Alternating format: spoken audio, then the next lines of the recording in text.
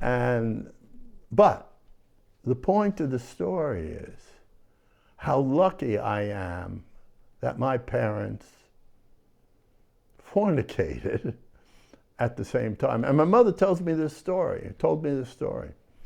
She said that when my parents married, they moved out west. And my brother was conceived and born.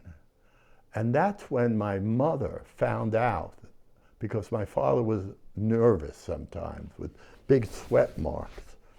And she said, Milt, what are you doing? Why are you so nervous? Why are you so distraught sometimes?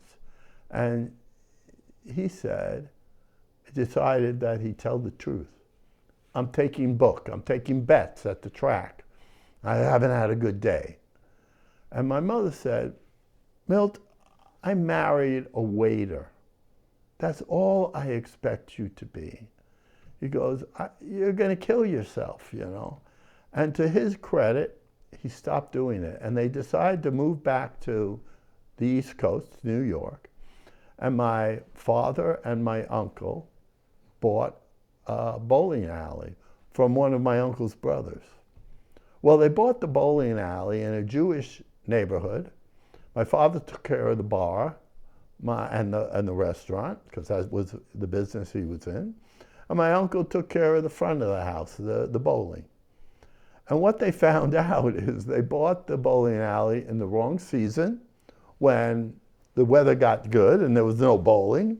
And then by the time the next season came around, they were short of money.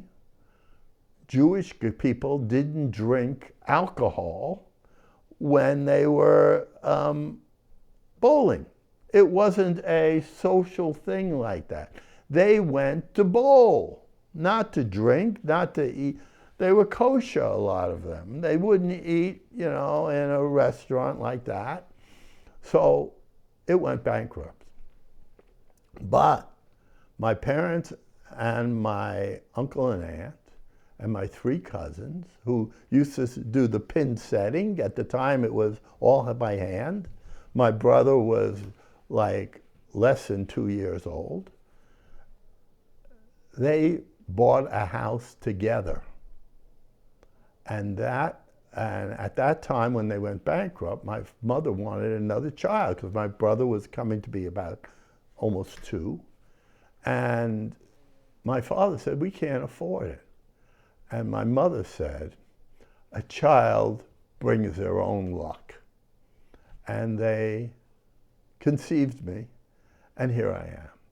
So again, I feel that no matter what happens in my life, I have the honor and the privilege to live.